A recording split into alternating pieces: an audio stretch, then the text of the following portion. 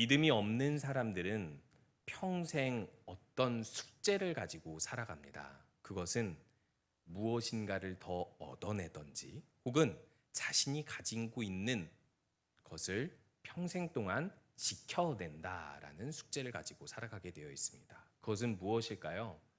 우리가 흔히 공감할 수 있는 것처럼 건강을 지켜낸다든지 혹은 건강을 더 얻어낸다든지 혹은 물질적인 것들, 그것이 부동산이든 어떤 돈 같은 재정적인 물질들이든지 여러 가지 소유일 수도 있고요. 혹은 인맥 혹은 명예 같은 것들을 얻어내거나 지켜내는 것이 믿지 않는 사람들의 평생의 숙제이며 목적이라고 할 수 있습니다. 우리들이 그들의 삶을 보면 좀 마음이 안타깝죠. 사실 큰 가치가 없는 것들을 그들은 얻어내려고 하고 지켜내려고 하기 때문입니다. 왜 그럴까요? 그보다 더 가치 있는 것을 모르기 때문입니다.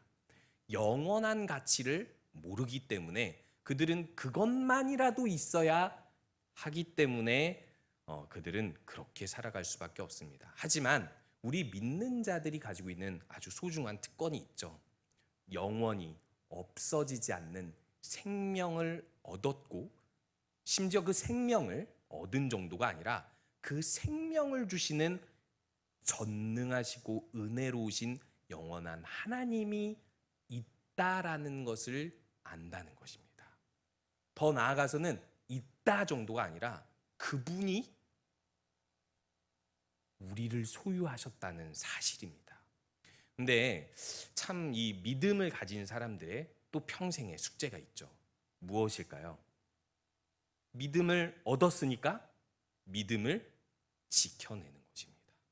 신앙을 지켜내는 것이 어떻게 보면 믿는 자들에게 평생의 숙제입니다.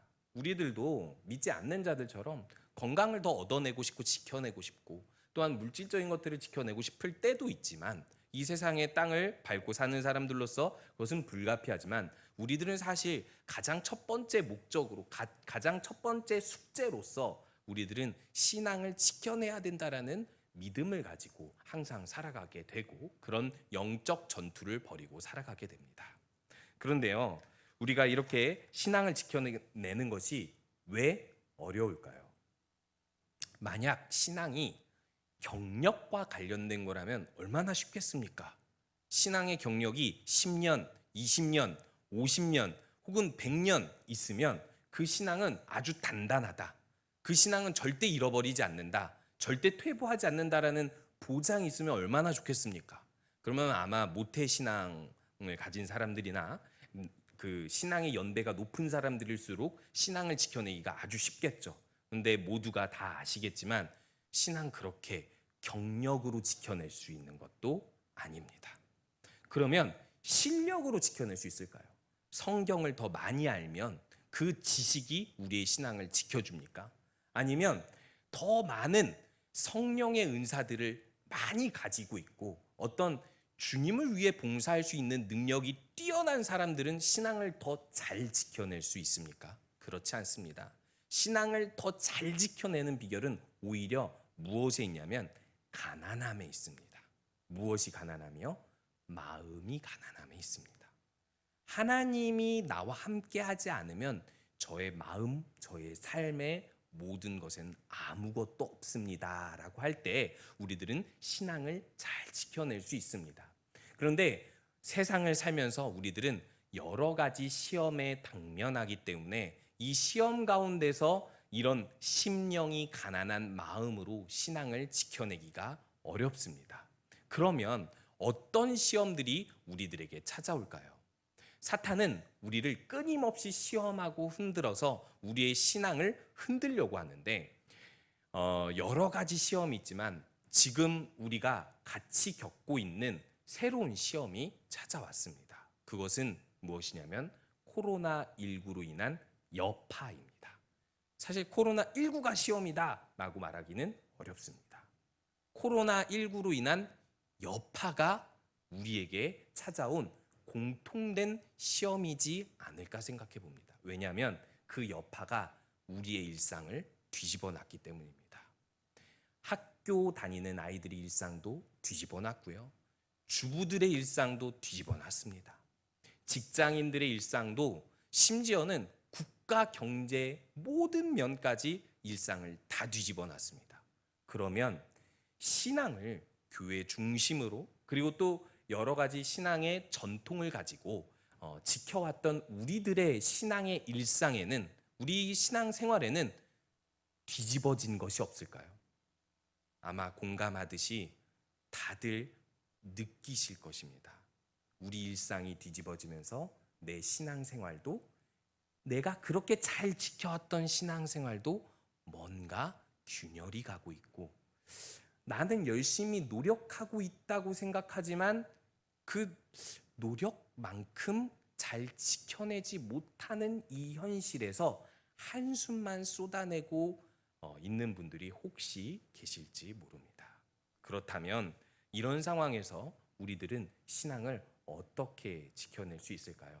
그 숙제를 풀어보고자 우리가 10월 달에 개인 영성, 코로나19로 인한 이 상황 가운데서 개인 영성을 어떻게 회복할 것인가의 주제로 갈망과 회복이라는 주제로 우리가 말씀을 준비했습니다.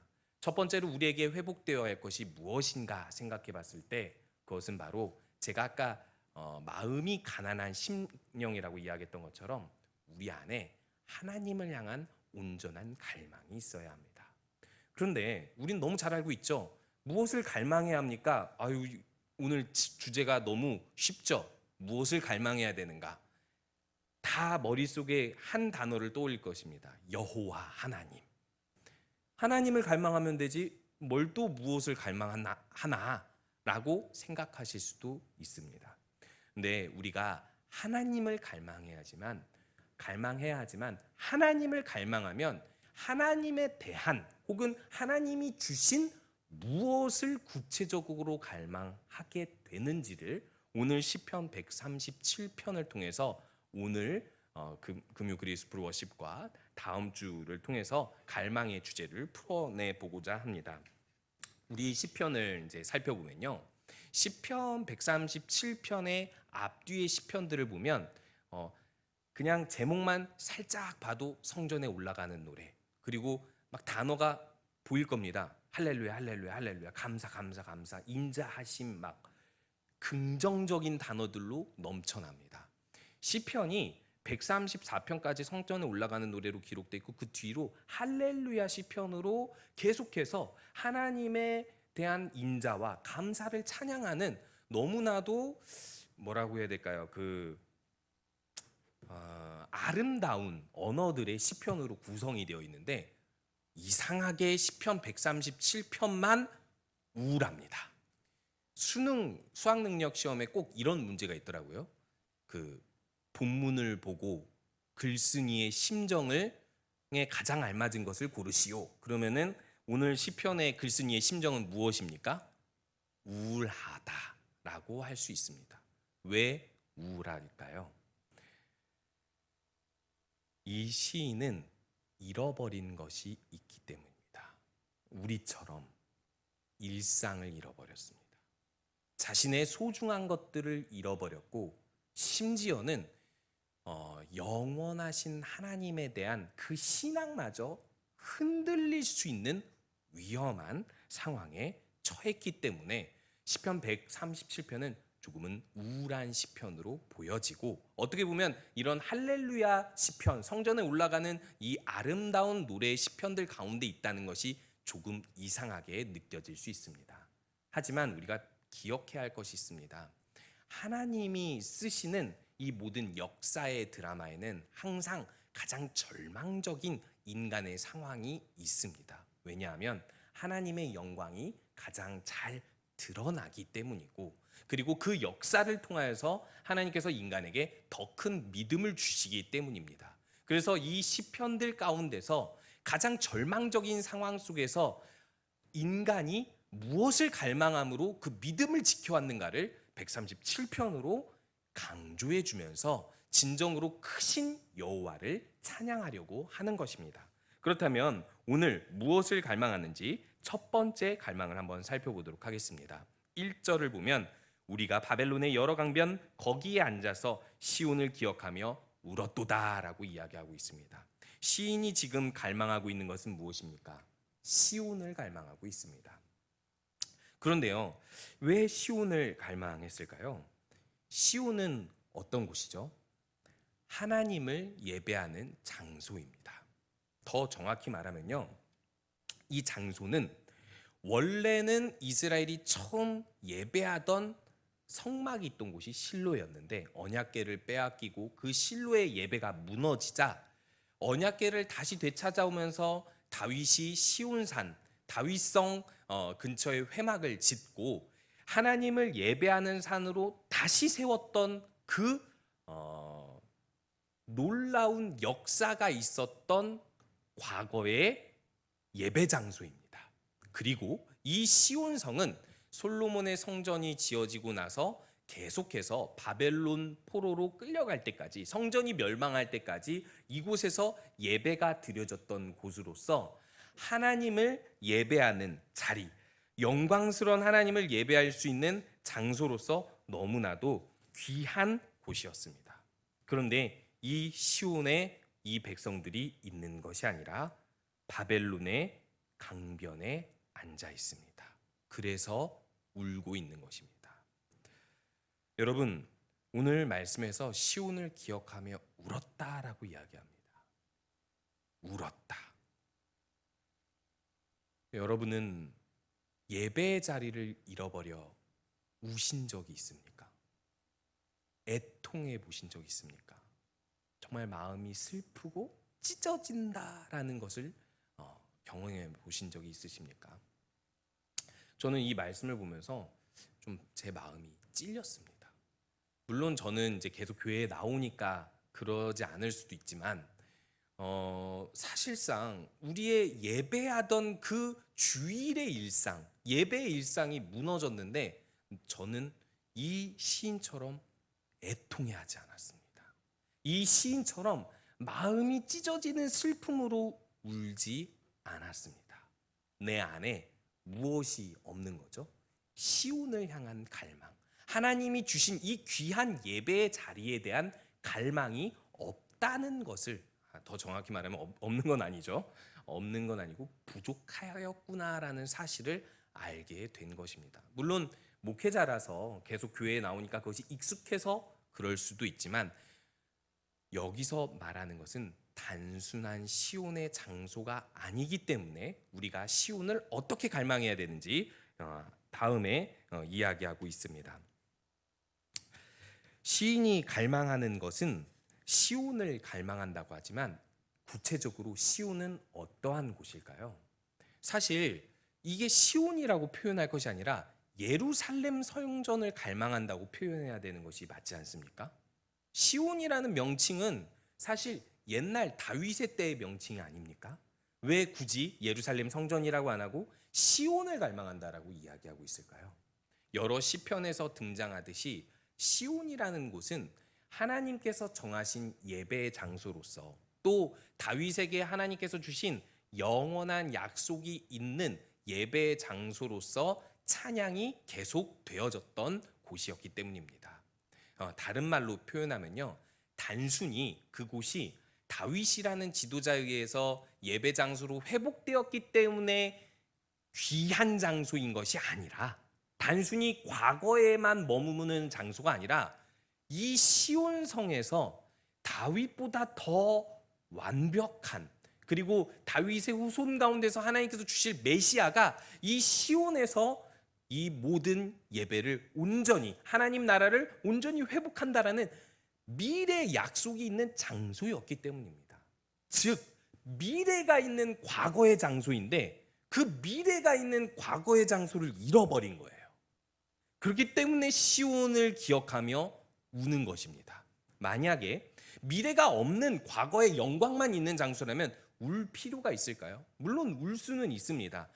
우리가 옛날에 한때 위대한 걸 이루었던 업적이 있는 곳이었지, 내가 수고했던 곳이야, 우리 조상들이 만들었던 아주 영광스러운 곳이야, 성경에서는 시온을 그렇게 기억하지 않습니다. 다윗의 영광, 사람의 영광으로 기억하는 것이 아니라 영원한 메시아를 맞이하게 될 예배의 장소로서, 영원한 예배의 장소로서 절대 잃지 말아야 할 미래가 있는 장소인데, 그 장소를 잃어버렸기 때문에 이 시온을 기억하며 우는 것입니다. 그렇다면 시온을 기억하며 운다는 것은 다른 말로 표현하면 이렇게 표현할 수 있습니다. 시온의 정신을 기억하며 갈망하는 것입니다. 시온의 정신이 무엇입니까? 영원한 하나님을 예배하는 그 정신입니다. 예배는 영원히 사라지지 않습니다. 그리고 우리가 예배하는 이 모든 성도들의 예배 가운데 영원한 예수 그리스도가 계시고, 또한 그 예수 그리스도는 그 예배를 받으시며 이 땅에 다시 오셔서 예배를 받으시는 하나님의 온전한 나라를 회복시키실 것입니다. 단순히 시온이라는 진짜 시온 산에서 예수님이 재림하신다 이 말이 아니라, 시온과 같은 영원한 예배의 그 모든 공동체와 교회 가운데 예수님께서 임재하신다라는 것입니다. 그것이 미래의 약속을 가진 예배이고, 이 예배의 소중함을 우리가 만약에 잃어버렸다면 그 시온의 정신, 예배의 정신을 기억하며 울어야 한다는 것입니다. 어떻게 보면 사실 시온의 정신을 잃어버리지 않은 사람은 지금 울 필요가 없을 수도 있습니다. 그런데요, 우리가 코로나19로 인하여서 우리의 예배 일상이 바뀌었잖아요. 교회에 모여서 예배하고, 교회에 가면서 옷을 갈아입고, 그리고 기도하며 집을 나오고, 이런 일상들이 깨져버리니까 어떻게 보면 온라인으로 집에서 예배를 하다 보니, 그리고 성도들과 만나서 나누며 교제를 하고 주일을 준비하는 토요일에 어떤 그런 시간들이 없다가 보니 우리들도 노력은 하는데 어느새 조금씩 믿음이 퇴보하고 예배의 예배 정신을 조금씩 잃어버리는 것을 느끼셨을지도 모릅니다. 그런데 이들이 왜 시온을 기억하며 울고 있습니까? 단순히 시온이라는 도시를 되찾기 위해 우는 것이 아닙니다. 바벨론 이방 땅에서 우리들은 자유롭게 예배하는 장소를 주신 하나님을 기억하며 울겠다는 것입니다. 갈망하며 울겠다는 것입니다. 그냥 과거의 영광을 추억하며 그냥 슬퍼하는 정도가 아니라 우린 울겠다는 것입니다. 더 과감하게 이곳에서 의지적으로 울겠다는 것입니다. 하나님의 예배가 영원히 꺼지지 않기 위해서인 것이죠. 그렇다면 두 번째로 시온을 갈망하는 이 백성들이 또 갈망하는 것은 무엇이었을까요? 시인이 또한 갈망하는 것은 구원을 갈망하는 것입니다. 오늘 이 시인이 노래하는 상황을 보면 이런 상황이 펼쳐지고 있습니다. 시온을 기억하며 울고 있는데, 울고 있는 이 백성들 가운데 이방 땅의 민족들이 이렇게 조롱합니다. 너희들이 가진 악기, 수금 가지고 한번 우리를 위해 즐겁게 노래해봐라 라고 조롱하고 있는 것입니다. 울고 있는데, 슬픈데 누가 나를 즐겁게 하기 위해서 노래를 부르라고 하면 얼마나 화가 나겠습니까? 그런데 그것도 우리 민족을 멸망시킨 민족이고, 이 시온을 빼앗은 이 민족들이라면 더욱더 분노가 일어나겠죠. 그래서 이 시인은 버드나무에 수금을 걸어버리고, 우리를 사로잡은 자가 거기서 우리에게 노래를 청할 때 우리가 어찌 여호와의 노래를 부를 수 있을까? 우리의 노래는 여호와를 찬양하는 노래고, 또한 하나님께서 주시는 구원을 갈망하는 노래인데, 어찌 우리가 너희들을 위해 노래를 부를 수 있을까? 그렇지 않다. 그럼 우리들은 여호와의 구원과 예루살렘을 갈망하는 노래를 부르겠다 하면서 그 다음 노래가 6절에서부터 9절에 나타나고 있습니다. 먼저 예루살렘을 5절에서부터 9절까지 나타나고 있는데요. 5절에서 6절에서는 예루살렘을 기억하겠다라는 노래를 하지만 7절에서 9절에 이렇게 표현하고 있습니다. 예루살렘이 멸망하던 날을 여호와께서 기억하셔서 에돔 자손을 쳐달라고 이야기하고 있습니다. 성전이 멸망할 때 에돔 자손들이 이스라엘을 배반하고 바벨론과 협공하여 무너뜨렸기 때문입니다. 그리고 에돔 자손들이 이 이스라엘을 조롱했기 때문입니다. 그래서 하나님께서 갚아달라고, 이 보복을 갚아달라고 기도하고 있습니다. 그리고 또한 이 8절에서 멸망할 딸 바벨로나라고 그 바벨론을 의인화하면서 부르며 이렇게 선포하고 있습니다. 우리에게 행한 대로 너에게 갚는 자가 복이 있으리로다. 내 어린 것들을 바위에 메어 치는 자는 복이 있으리로다라고, 오히려 바벨론에 멸망시키는 자들에게 복이 있으리로다라는 표현을 통해서 에돔과 바벨론에게 갚아주시는 하나님, 즉 인간이 스스로 해내지 못하는 구원을 이루시는 하나님을 소망하는 노래를 하고 있다는 것입니다. 그렇다면 왜 이런 구원을 갈망하는 노래를 하고 있는 것일까요? 바로 앞에서 이야기했던 시온의 정신을 갈망하고 이 시온의 정신을 이어가면서 주님의 구원을 갈망하고 주님께서 주실 미래를 향해 나아가기 위해서입니다. 현재를 살아가기 위해서, 지금 우리에게 주어진 어려운 상황을 이겨내기 위해서 이 시인에게 필요했었던 건 이전에 주셨던 하나님의 은혜, 그리고 하나님께서 갚아주실 미래 구원의 소망이 오늘을 살아갈 힘이 된다는 것입니다. 즉 우리가 개인 영성을 회복하기 위해서 하나님께서 우리에게 주셨던 은혜와 또한 계속해서 주실 은혜를 갈망하며 오늘을 살아갈 때 우리들은 그 힘으로 이 어려운 시기를 이겨나갈 수 있다는 것입니다. 시온의 정신을 지켜나가면서 말이죠.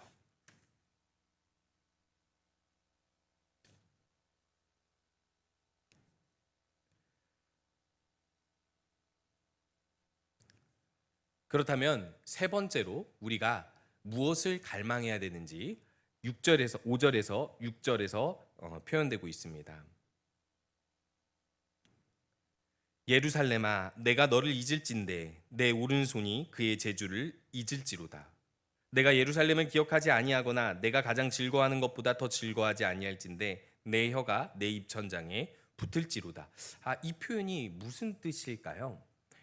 예루살렘을 만약에 내가 기억하지 않는다면, 잊어버린다면 내가 내 혀가 내 입천장에 말라붙을지로다라고 이야기를 하고 있습니다. 젖먹이 아기가 젖을 못 먹어서 입이 말라붙어버린다라는 아주 좀 잔인한 표현입니다. 내가 예루살렘을 잊으면 이렇게 내 입에 저주가 내릴 것이다라고 이야기하고 있습니다. 그리고 또 이렇게 표현하고 있죠. 내 오른손의 그 재주, 능력, 스킬들, 기술들을 잃어버릴 것이다 라고 이야기를 하면서 예루살렘을 꼭 기억하겠다라고 선언하고 있습니다. 그런데요, 여기서 중요한 것이 있습니다. 앞에서 시온을 기억하며 울었지 않습니까? 그럼 시온이랑 예루살렘은 다른 곳입니까? 아닙니다. 같은 곳입니다. 근데 왜 예루살렘이라고 표현했을까요? 시온이랑 다른 예루살렘이라는 표현으로 이 시인이 표현하고자 하는 것이 있기 때문인 것입니다.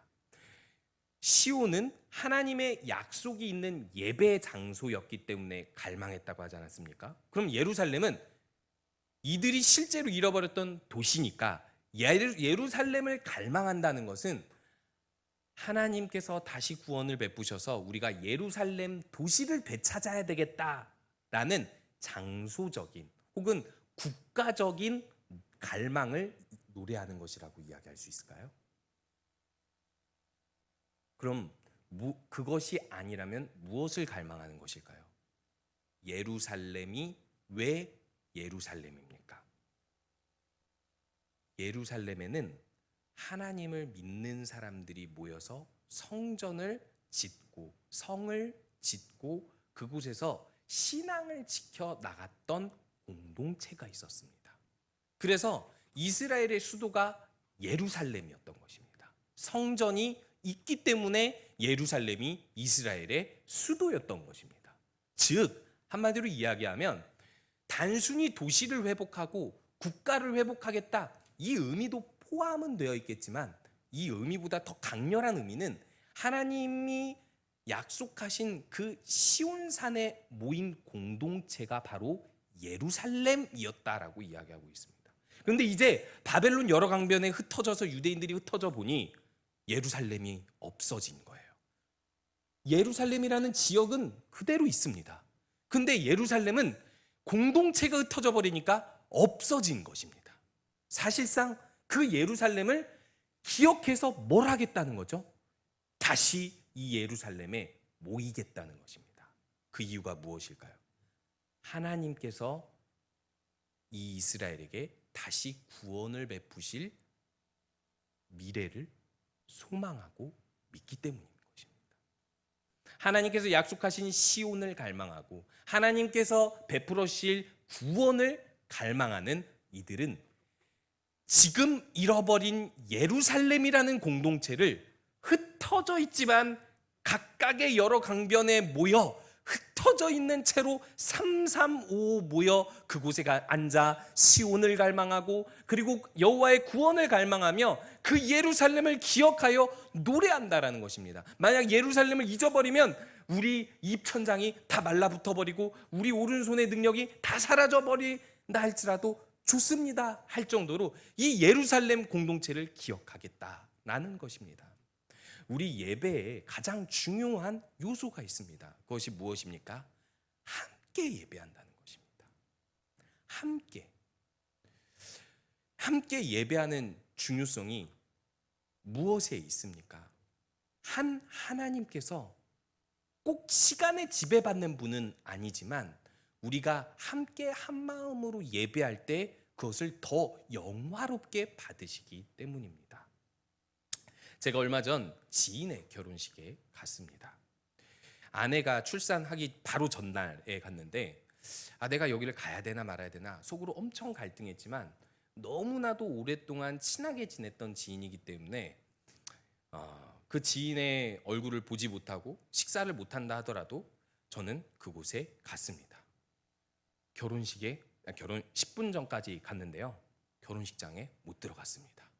방역수칙 때문이죠. 50명이 차버리니까 닫아버리더라고요. 그래서 속으로 아쉬웠습니다. 축의금만 주고 올 거면 내가 여기 왜 왔지? 이런 생각이 갑자기 들더라고요. 그런데 그때 누가 안내를 해줘서 이 예식장을 볼 수 있는 위층으로 가서 유리창 너머로 지인의 결혼식, 그 결혼 예배를 지켜보는데 속으로 그런 생각이 들었습니다. 내가 이 지인보다 덜 친한 지인들에게는 어떻게 행동했었지? 생각해 보니까 카카오페이로 송금했더라고요. 결혼식장 안 가고. 왜냐하면 이게 다들 이제 사역자들이다 보니까 서로 이해를 하는 것도 있는데 토요일 날 결혼식 가기가 사실상 어렵습니다. 사역을 하다 보면은. 그렇기도 하고 사실 그러다 보니까 진짜 소중한 지인들만 챙겨서 결혼식에 갈 수밖에 없어요. 어쩔 수 없겠죠. 그런데 내가 마음이 있으면 이런 상황에도 유리창 너머로 결혼식 보려고 그곳에 간다는 거예요. 그런데요, 또 한 지인의 결혼식은 어떻게 본 줄 알아요? 유튜브로 봤습니다. 요즘 유튜브로 제공이 되니까요. 그래서 제 마음의 중심을 알아보게 됐습니다. 그 사람에 대한 마음의 중심을. 우리가 어떤 직업 때문에 어떤 기저질환이 있는 건강 때문에 온라인으로 예배드릴 수밖에 없는 거 당연히, 그리고 또 나라의 방역을 위해서 온라인으로 예배드릴 수밖에 없는 거 너무나도 당연합니다. 그것은 합리적인 것입니다. 근데 제가 강조하고자 하는 바는요, 우리 마음의 중심이에요. 정말 내가 집에서 실시간으로 온라인 예배를 하더라도 정말 그 마음이 그 예배당에 가서 유리창 너머로 내다보든 하는 마음으로 갈망하고 있는지, 혹은 실시간 예배가 딱 끝나면 이제 예배 끝났다, 빨리 배고프니까 밥 차려 먹어야지 보다는 함께 모여서 예배하지 못했기 때문에 그 아쉬움으로 실시간 예배 이외에 내가 생각나는 성도 한 사람에게라도 전화 한 통 해야 되겠다라는 마음을 가지고 있습니까? 이들이 갈망했던 예루살렘은 무엇이었겠습니까? 예루살렘 도시였겠습니까? 다시 예루살렘으로 가야지. 물론 그것도 있었겠죠. 그런데요, 무엇을 생각했을까요? 사람을 생각한 겁니다. 예루살렘 사람들 흩어져, 여러 강변에 흩어져서 함께 모이지 못하는데, 너 저쪽에서 예배하고 있구나, 너도 저쪽에서 시온을 갈망하고 있구나, 너도 저쪽에서 우리 예루살렘을 기억하고 있구나 하면서 그 여러 강변에서 흩어져 앉아 갈망하고 있는 거예요. 우리의 마음이 만약에 이렇게 잘 지켜진다면 코로나19 시기는 반드시 지나갈 텐데, 그때 우리의 교회는 어떤 모습으로 회복되어 있을까요? 실제로 바벨론 포로는요, 하나님이 예언하신 징계입니다. 이사야를 통해서, 더 구체적으로 예레미야를 통해서 70년이라는 아주 정확한 기한을 주셨어요. 그런데요, 70년이라는 바벨론 포로, 일상이 무너진 그 기간 동안에 얼마나 많은 사람들이 이 시온을 갈망하고 하나님의 구원을 갈망하며 예루살렘 공동체를 갈망해서 그 신앙을 지켜왔을까요? 적어도 에스라 1장에 보면 5만 명의 사람들만 포로를 1차 귀환했다라고 이야기합니다. 2차, 3차 귀환했고 그 뒤에도 계속해서 예루살렘 성전 성벽에 와서 재건해 왔다라는 것을 추정해 볼 때 사실상 50%가 안 됩니다. 첫 번째 귀환했던 포로들은요, 예루살렘으로 돌아올 수 있는 신앙, 하나님의 영에 감동되어서 왔던 포로들은 5만 명이라는 건 당시 포로들이 300만 명이라는 것을 추산해 볼 때 1%밖에 안 됩니다. 왜 그랬을까요? 70년 동안 뭐 했기에요? 갈망을 잃어버렸기 때문입니다. 우리가 이 코로나19의 시기가 언제 다 지나갈지는 모르지만 갈망으로 우리의 신앙을 지켜내기 원합니다. 하나님께서 주신 이 예배의 영광을 항상 기억하고 갈망하며, 또한 주님께서 분명히 우리에게 주실 영원한 구원을 갈망하고, 또한 이렇게 우리가 함께 다시 모여 예배할 그 공동체를 갈망하며 우리 개인의 영성을 회복하시는 우리 모든 성도님들 되시기 바랍니다.